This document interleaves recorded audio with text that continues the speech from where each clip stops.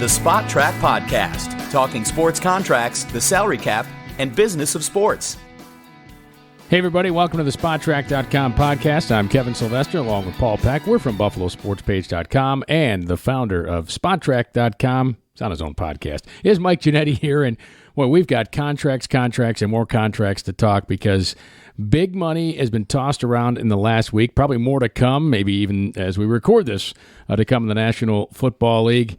And we have mustaches, denim cowboy hats, Paul, to talk about with the first contract. We're rescuing Mike from being knee-deep in 1,000 players cut over the weekend. He could probably rattle off at like all 20 cuts of the Kansas City Chiefs right now by memory. All right, give me one. And which one do they save the most cap money on? Kansas City, right off of memory. Oof.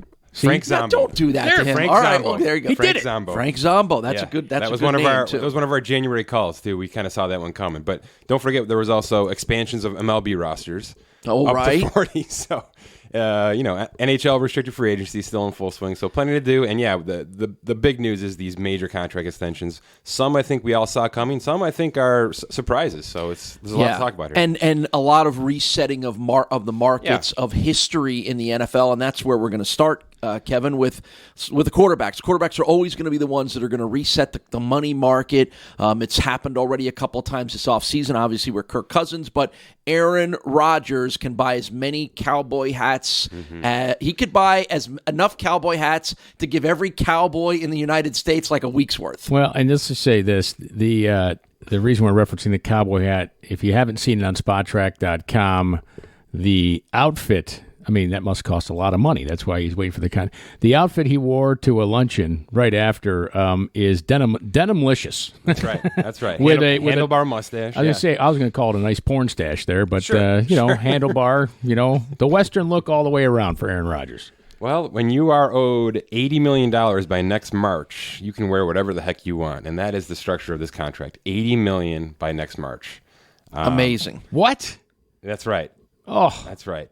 So 80 of the 98.7 guaranteed will be paid within the first year. Yeah, he got the $57.5 million signing bonus, which is going to be split over 2 years just for tax purposes, right, and cash purposes. sure. But the structure of this deal is roster bonuses, and those are paid in March. So every year for the next 3 years, he's cashing in before the season even starts. So in that regard, it's extremely well structured for Aaron Rodgers. What's the thinking with doing it in roster bonuses? It's exactly that. Get him his money. Okay. Right? And keep your base salaries low. And spread them out so it's not a big. Again, we don't see that in the NFL where guys get the initial big check on signing anymore. Well, generally, so maybe 5 years ago, this contract looks like this. It's decently sized base salaries. It's a nice big signing bonus, but it's a second-year option bonus. That's where these contracts used to be. What does that do? That doubles up your dead cap, right? The option bonus works like the signing bonus where it prorates over 5 years. So really what you're doing is you're doubling up your dead cap for the first 4 years, and you're leaving yourself a lot of trouble in year 4, year 5 if, a 38-year-old Aaron Rodgers isn't able to play or is awful, imagine that. But this was structured with cash per year. Roster bonuses are paid each year. There's no proration. So the dead cap sits in the year that it's paid. So by year 4, it's pretty tenable. He's got $23 million of dead cap in year 4 as of now, and that drops to $11.5 million in 2022 when he's 38. That's Drew Brees. That's we've seen plenty of quarterbacks at 38 be perfectly fine, and there's no reason to think Aaron Rodgers won't be either. The problem for Aaron Rodgers with these bonuses is, how many banks you have to spread that out over to be FDIC insured? I really love that you brought that up. I have been efforting to get someone in the sports accounting business on this show because I want to know how you make this work. How do you make $80 million by March work with taxes? You've got to be able to. You've got to have donations. You just don't across walk the board, into your right? Chase to your Bank of America. You're going to get killed. Right. You're going to get killed in April if you have $80 million coming to you over the next 8 months. So what is the logic for spreading that out so that you can at least make this work for you? I want to know. I'm going to get somebody on. Marty Bird on the case. I just started watching that, by the way, so I know your reference. Do you know who Marty Bird is? Let's hear it. No, that's your homework assignment. Yes. Okay. That's everybody's homework assignment. Marty Bird's a fictional character. That knows how to. So we can't have him on the podcast. No. Well, we could try to get the guy who plays Marty Bird. Okay. So that's your homework assignment. Look up who Marty Bird is. I love Yes. it. And Bird with a Y, right? No, but you'd bring up yes, I believe it's Bird with a Y. You bring up a fascinating point because, and you wonder, okay, so why do athletes have houses all over the place, Yeah, right? heck yeah. This is part of it, Yeah. right? Mm-hmm. But even then, if they just buy, you buy a house, you still have to, unless they 80 million is 80 million. 80 million is 80 million. 80 million right? is, roughly 30 plus million, 40 million in taxes that you have to pay, right? Right. I mean, what are the Packers worth? Well, they're $2 billion? yeah, right. sure. Right? Yeah, it's all about percentages, let's take right? 30% of the It's all Packers about right now. percentages. Yep. There's got to be a way to shelter some of that. I would think some of so, that and money, I right? think it's a good discussion. I really want to get somebody on to Denim. talk about that. He owns denim ranches. He owns, yeah. Well, maybe he'll buy a denim factory. No, but it is something that. All right, here, real quick. Mm-hmm. I had this conversation with. I don't want to say his name because I don't want to make him Marty uncomfortable. Bird. No, it wasn't Marty Bird, but this is a professional hockey player. We were talking about. It was what one of those stories came out about guys losing money. I just said to him, "Man, you must get hit up for investments all the time." And he goes, "Yeah, he's like, I make $4 million a year. That was his salary at the time." Mm-hmm. He's like, but it's not really $4 million. Sure. He goes, I got to pay my agent. I got to pay taxes. I got 2 houses that because I have the one here, and it doesn't make sense for me to rent. No. Because I need some sort of write off. So I bought a house here. I've got a house back home. The travel cost all along. My fiance doesn't work, no, this shouldn't need to, but it's kind of like, I'm supporting her. quick. And, he's like, I'm helping out my brother who's in some rough, but he's like, and he goes, I'm only playing till I'm 35. Mm-hmm. Yeah. So I need to bank some of this money. So it's not like I have all this money flowing around. He goes, sure, compared to, the guy working at GM plant, yes, but for pro athlete, I really got to find a way to set myself up for when it's over. I thought it was really smart how he looked at it, And right? you just explained why so many of those guys get in trouble, too, that they don't have smart right. people that help them manage it. And I think that's the average perspective for an athlete, right? I mean, $4 million, a decent annual salary for an athlete. But this is the extreme, right? Yes. Yeah. And that's why I'm bringing it up. Like I don't even think he needs to be smart about this, right? because I mean, there's a chance you can buy a few corporations just on a whim. Well, he probably is incorporated. He probably has some corporations. I'm sure some of that. There's got to be a way some of that money goes there. I mean, listen, he's an independent contractor. Why wouldn't he be paid under a corporation? Well, that's the Tom Brady. The Tom Brady people are going to come out of the woodworks on that. So Right. we're going to stay off that. Okay, all right. It does. As I look on SpotTrack.com to see the breakdown of the contract, it almost makes me chuckle that his base salary, Mike, for the first 3 years is only $1.1 million. Yeah, like I said, it's all. And then it jumps to bonus. then it jumps to 14.7, and then it jumps to 25. It's all about paying him in March with those roster bonuses, which is a good move. It's sort of a respect move for a guy of his caliber. Here's the thing. It's an impressive contract. It's a ton of money up front. It's a 4-year contract, right? I mean, it's those last 2 years, just like in this contract, they're going to be discussable. But that's where I'm going here.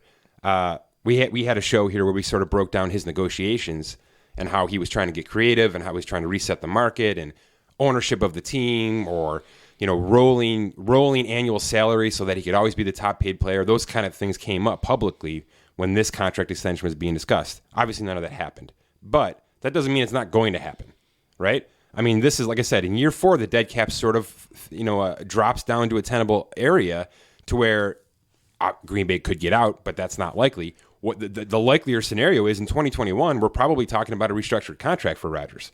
So this is going to be 3 years of security for him in Green Bay, and then I would imagine in 2021 when he's 30, going to be 37 years old, if he's still the Aaron Rodgers he is right now on the field, $22 million cash for that year isn't going to fly, right? Because you're going to have guys way over 30 at that point, way over 30. So I expect in 4 years, if we're still talking about the Aaron Rodgers we know, that this is going to get ripped up and we'll do this again. I figured out one thing with the money. He'll buy more of the Milwaukee Bucks. Doesn't he own part of the Milwaukee Bucks? I like that. Yes, I believe. I believe he's a minority That's probably investor. a good investment right there In the Milwaukee Bucks. Yeah. Sure. So maybe he can buy more of that. Maybe buy part of the Brewers. Yeah. But let's talk about the contract. Did he hamstring the organization to get other players around him, and there was one that you felt he'd be a great fit with the guy who's traded the Bears. Yeah. They have room or cash to pay. Did he stop them from getting Mack? Maybe.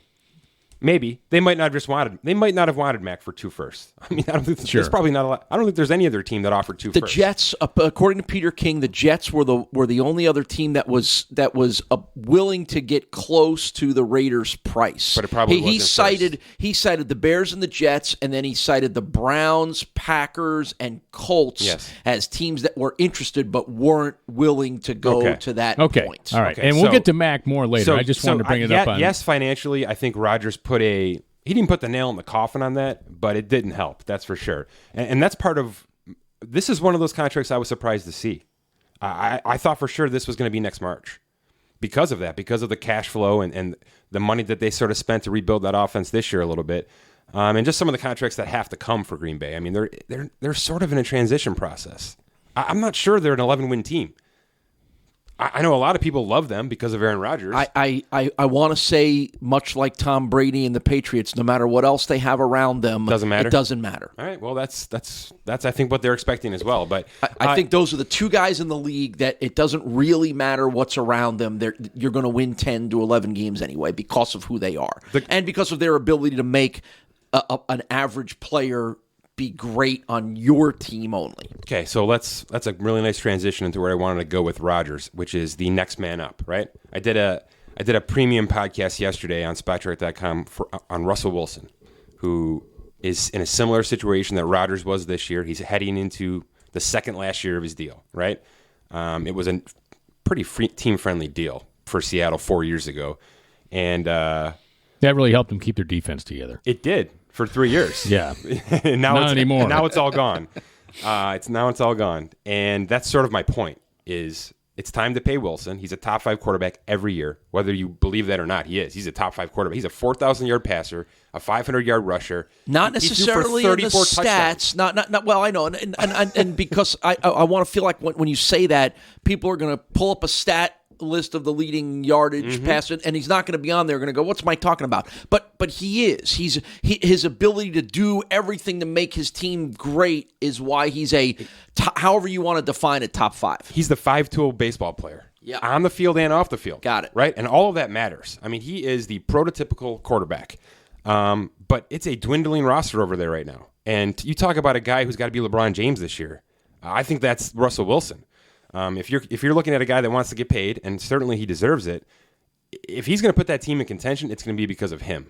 It's going to be because he's put them on their back, and he's thrown Doug Baldwin open 120 times, and he's made a couple of running backs who maybe aren't at the potential they need to be really good out of the backfield. But the defense is they went from the highest paid defense 2 years ago to the 3rd lowest right now. Wow, in terms of their 53-man defense. So it's a complete overhaul, and a lot of that is injury, a lot of that is age, a lot of that is money, but it's Russell Wilson's team. And here's my question for you: there's no question Russell Wilson is going to surpass Aaron Rodgers. No question. It's going to be $34 million per year. It's going to be $100 guaranteed at signing. There's no question. I'm telling you, the stats are there, the intangibles are there. He's healthy, knock on wood, every year. Somehow, you mean he's going to surpass him in money? All of it earned. He's going to be the biggest contract ever when it comes. There's no question in my mind. What you don't know about him is worth looking into. Everything about him is perfect. Yes. No. I really? Yeah. No. Listen. He is a great leader, and he's a phenomenal athlete. He's shown he can do it all. Correct. He's shown he can do it all. He's done what Cam Newton hasn't been able to do at times, right? I would agree. Cam's had to kind of pick if he's going to be a runner or a passer in a league. Yes. In a season, and Russell hasn't had to do He's that. a smart runner. That's right. He only runs when he has to, and he never takes any hits. That's right. Which is the difference between him and Cam Newton. And really anybody. That we've seen in this league. Any of that generation of spread quarterbacks like Robert Griffin and like Tyrod Taylor and like Lamar Jackson to come, Russell's done what some of them haven't done yet, which is figure out you only can run. Not only do you only run when you have to, but when you do run, do not get hit by doing it. Yes, he's done very well. Here's my question for you. Because of what we know about Seattle, and because of what we know about the contract that I just put out for you, is he staying in Seattle? Is he here in 2-3 years? Is he in Seattle in 2-3 years? Well, I would say yes. I think they value him because I think they're starting to realize that, like we talk about with Brady and Rodgers, he's in that group of guys that elevate everything around them, no matter what it appears to be. I think they moved on from defensive stars and have committed to Russell Wilson. Good point. And Great I think point. he's staying there. Okay, so in my show yesterday, I completely agreed with that point, and I basically said this is a big year. It's a big year for him to prove that he can do that. Right. That he can be because there Aaron is Rodgers. no more Legion of Boom around to carry the team. That's right. The defense is no longer going to win games for this team. That's going to be very evident, I think, early on. He's going to have to really, really put up numbers, and they're going to have to score some touchdowns. And like I said, this is sort of his LeBron James year. He's going to have to show that he can stand alone on this offense and take over and win games because of it. And I think if he shows he can do that, then there's no question. They're going to lock him in, and the crux of the money in Seattle will run through him, and the offense will run through him. So, yeah, big year for Russell Wilson, but don't be surprised if in December and January we're already talking about him as the next highest paid man in the history of football. Right. All right, let's move to the defensive side of the football here, and going in chronological order of contracts.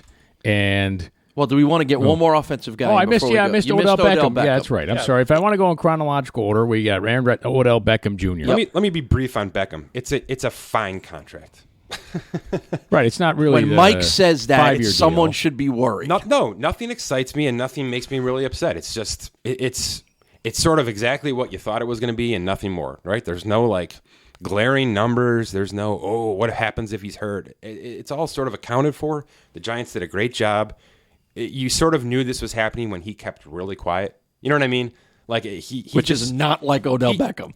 And I think it's also a vote of confidence for the Giants.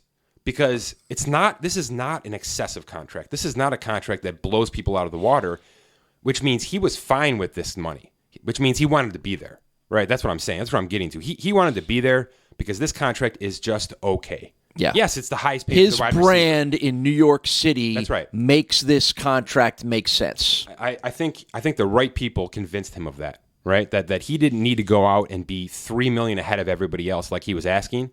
Because if he was just enough to be the highest paid wide receiver in New York on a team that can be pretty damn good, I think pretty damn good in 2 years with the weapons that are around there. And he's already an endorsement king He is. already, so he can make that money up with more Head and Shoulders commercials. That's right. Stay healthy, stay on the field, put some wins on the board, and you're going to make money across the board, easily, like you said. But yeah, structurally and everything, it's just fine. It's a 3-year guaranteed deal. Yeah, and, as I'm looking at it, it's the dead cap drops to $14 million in the third year, which means if things don't go well, and then the fourth year it's $8 million. So basically, if things don't go well, there can be a parting of the ways. And that's pretty typical for a contract these days. So where the Rodgers one, from a cash standpoint, really pushed the envelope, right? Like I said, we've never seen $80 million in 8 months. Nothing about the Beckham deal really screams anything, but it's a good deal for a guy who wanted to be on this team, and that's a good thing. All right, Aaron Donald. Yeah. Right, and we had Donald, and then the Mack thing happened.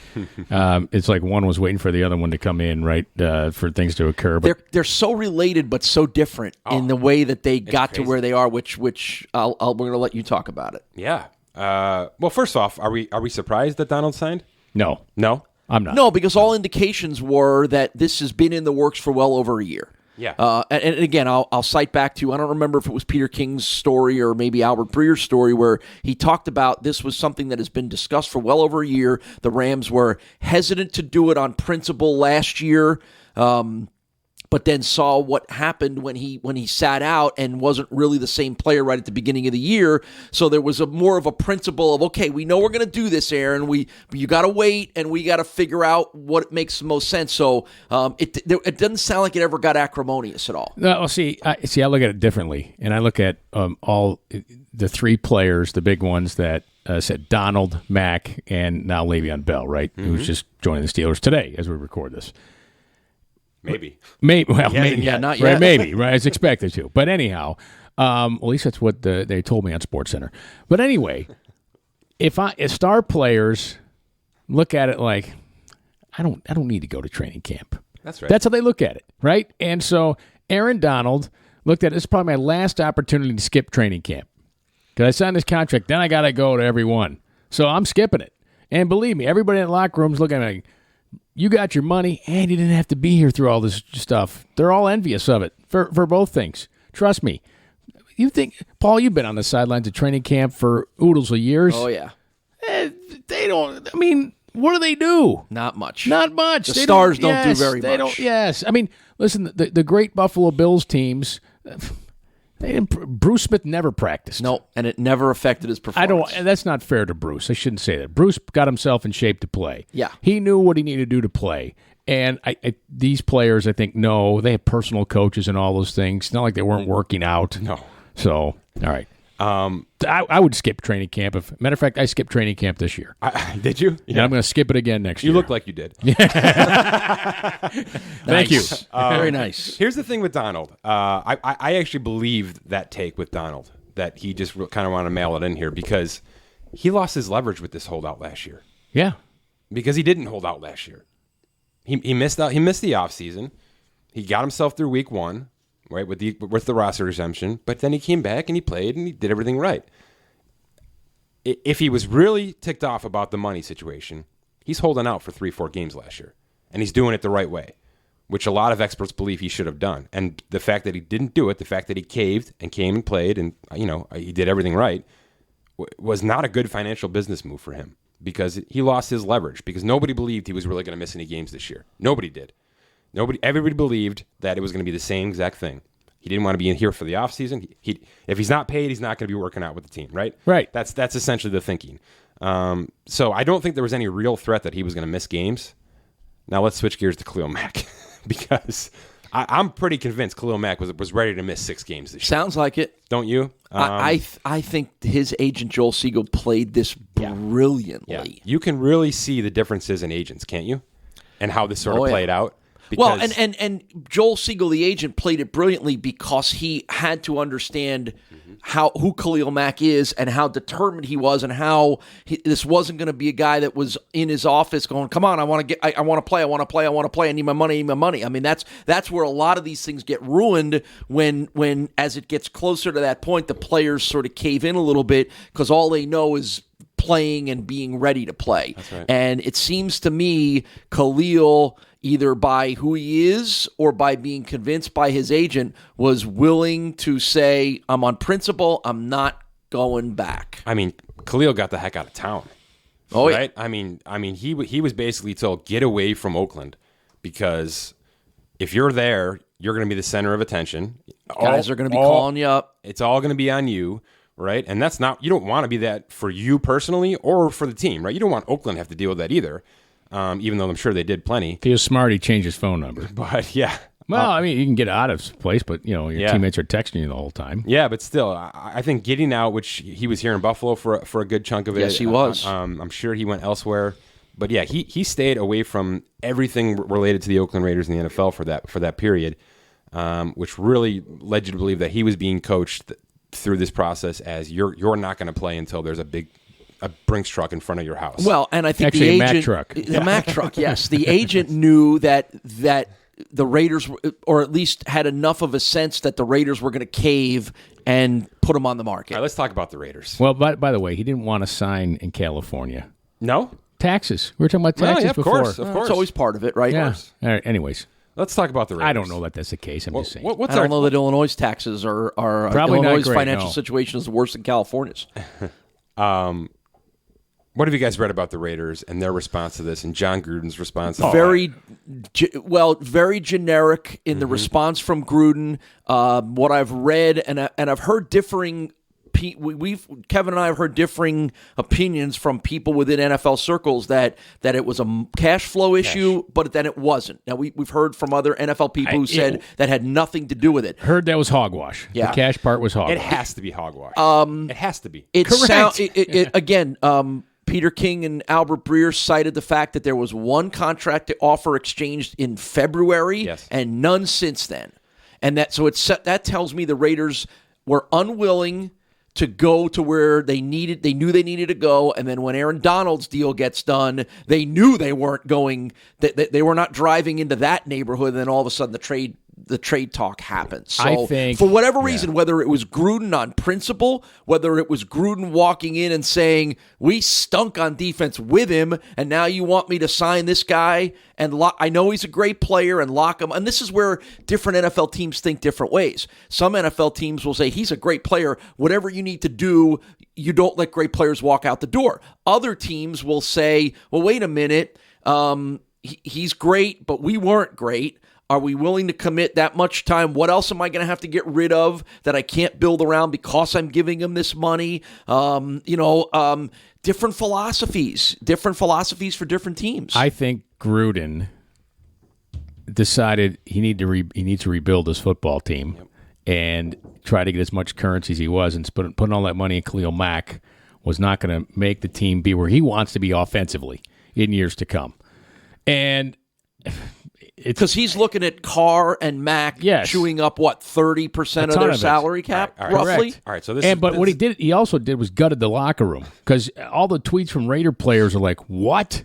Are you kidding me?" All right. And every analytic, I was watching NFL Network, and they had the analytics person on and said he is worth like 1.6 wins, like Khalil Mack, just him on your defense. So. We could say he had a down year, only 10.5 sacks last year, but the quarterback pressures were up when he was in the game, whether they're him or his teammates. Suppose it was like double, some crazy figure. So he's kind of worth the money. Okay, let me jump in. So the one thing I did hear, and you sort of just alluded to it, is that the Raiders were concerned about having a high-paid quarterback with a high-paid pass rusher.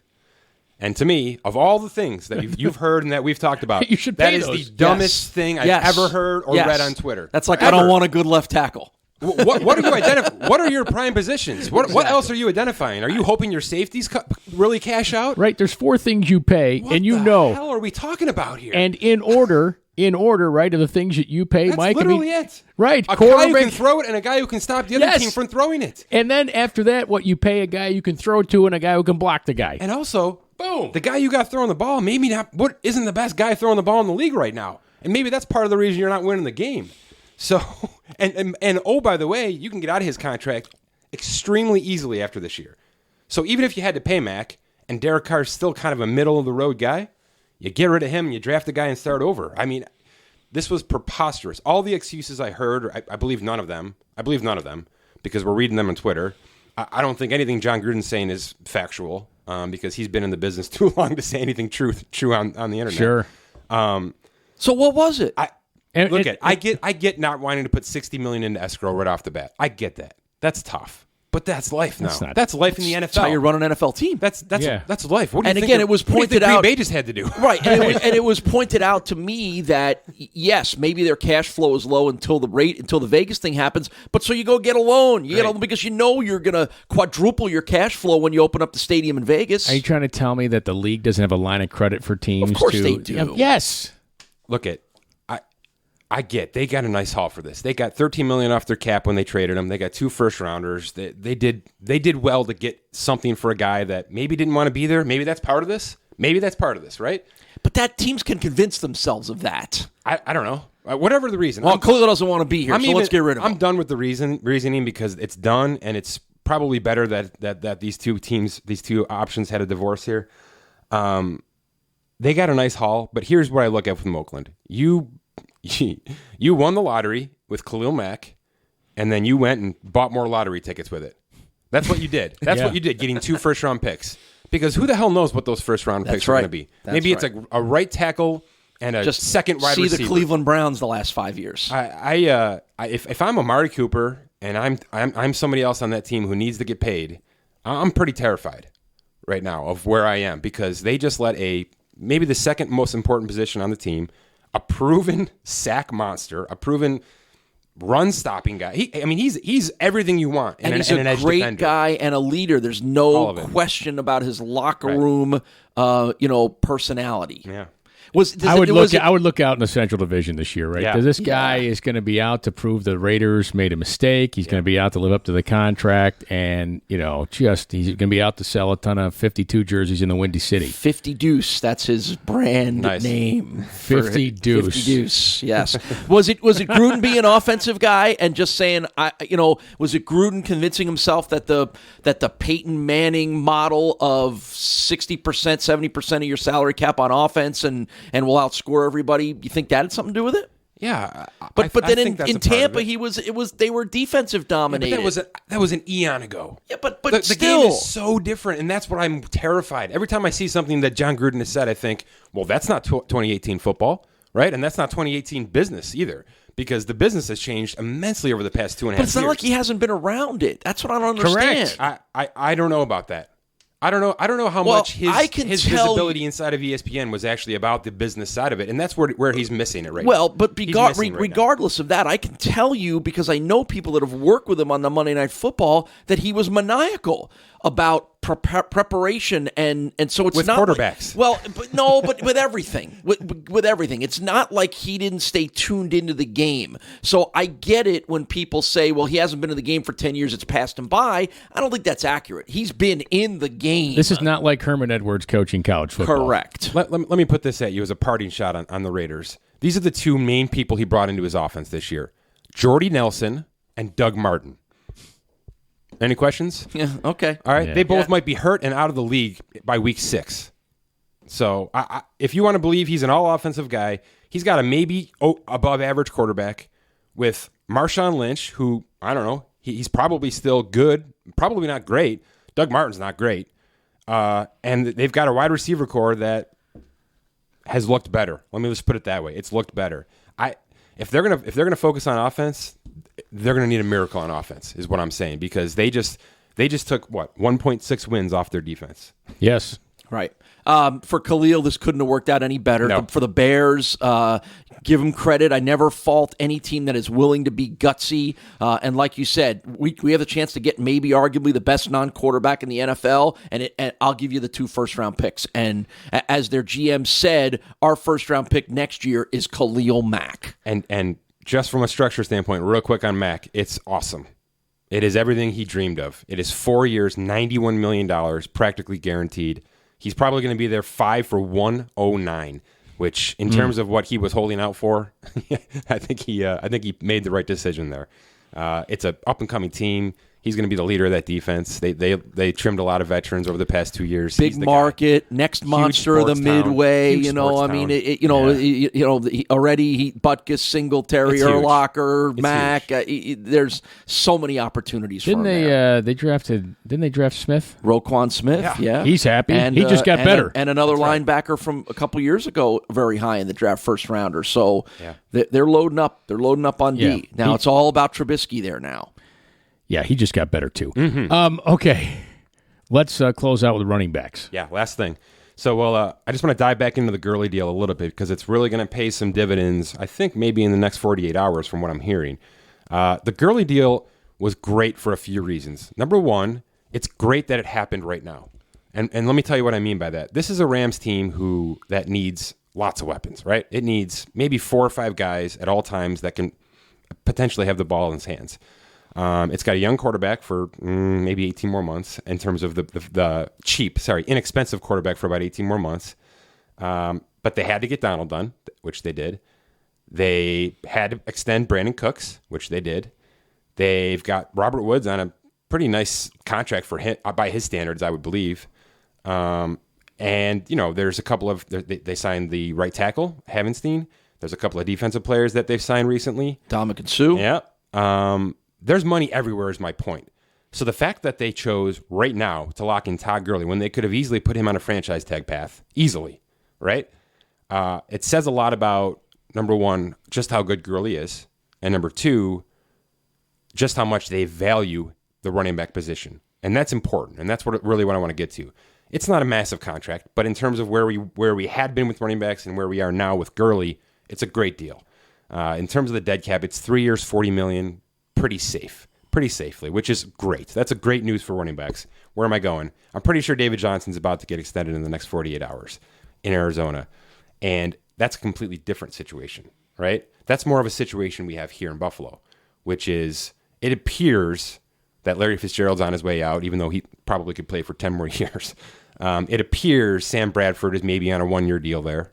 Who knows? He might be healthy and be amazing. They're rebuilding around Johnson. But yeah, the pieces, there's a Christian Kirk. There's some good signs with young players around that offense right now.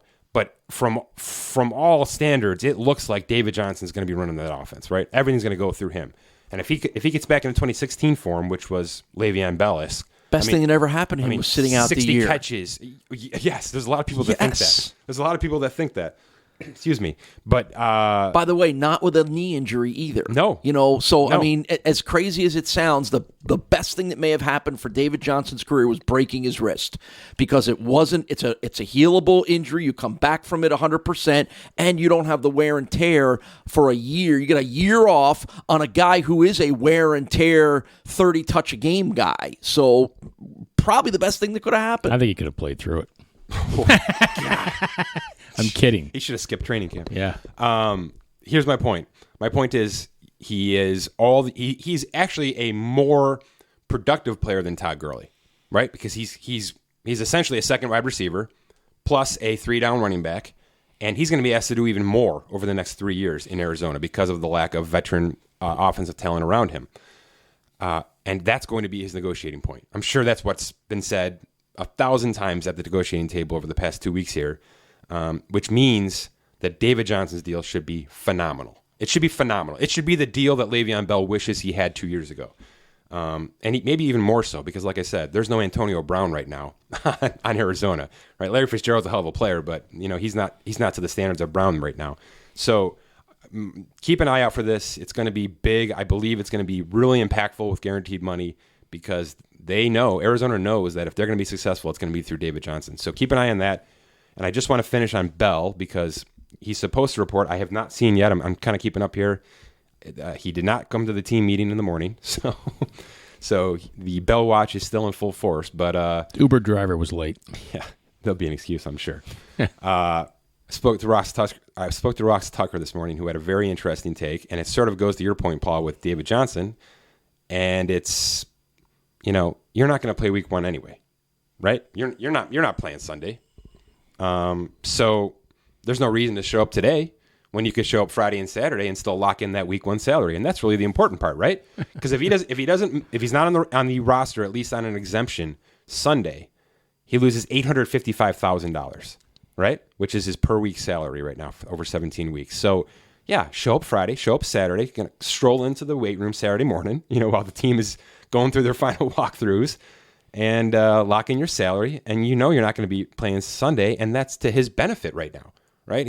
That's 30 touches he won't have on his resume for next free agent season, right? Yeah, and also in September, his first 3 games are below his average. Are they? Yeah, they were comparing last year. I want to say he averaged 76 yards per game rushing the first 3 games of the season last year, and then after week 3, it was off to the races. He clicked in, huh? So there you go. So yeah, he's certainly not going to be ready for week 1, but he would do well to, at some point in the next 72 hours, just sort of stroll into the office and sign his name on the paper and say, yeah, all right, I'm here, just so we can lock in that almost $1 million for Sunday. It's amazing. That's the business side of it. Is he waiting for Johnson to set that market, much like Mack waited for Donald? He's a franchise tag. He can't do anything about it. He can't sign a new deal. So whenever Johnson's deal does hit, it's going to be to his benefit, obviously, because next March he'll be out there looking. I guess that's sort of what I want to finish on, though. He's up there, right? We've talked about the touches. The touches are unbelievable. It's 300 plus a year, almost 400 a year. A lot of miles on the tires. A ton of work in Michigan State. Tons. He's been doing this for a long time, even though he's not super old. And trust me, NFL teams will go back and count and track touches through a college career to know when in their NFL career they're going to hit the wall. So here's my question. Who's going to be dumb enough to do that deal next year? I don't think it's the Steelers. Not the Steelers. No, of course not. No, I think they'll let them go. Jets? No. No. Is it the Colts? No, it's the Raiders. Right? When Doug Martin doesn't pan out week 2, right? That's great. You make up a great point. That's perfect. You're right. So, yeah, Le'Veon Bell, a year from now, will be wearing another team's jersey. All right. A lot of great stuff here on the NFL. As Mike mentioned, don't forget the other sports are going on. The updated 40-man rosters in baseball, what McCutchen does to the Yankees. Yeah. And one more day here. Last day before the NFL season starts, we're running that fantasy contest. It's free. Pick a 32-man roster. Keep your salary cap low, and we're giving away some cash at the end of the year. So get down there at the end. We'll probably lock it off 4 p.m. tomorrow Eastern time. So you've got a little bit of time here to build your roster. How much cash are you giving away? We're giving away $500. Oh, wow! I'm in. So, just for signing up. Yeah, it's free. Dude, we got to talk with your marketing team here. I think people. This is the marketing team. A Spot Track hat or T-shirt would have sufficed for many of these guys who are going to sign up for it. Now you're throwing money, and you got Paul's interest. Okay, that does it for the SpotTrack.com podcast. Hey, make sure you sign up for the premium service. Look at that. Something. You know what? Give back. Mike's giving you. Give back. The premium service. Sign up at SpotTrack.com. Make sure you rate us on iTunes.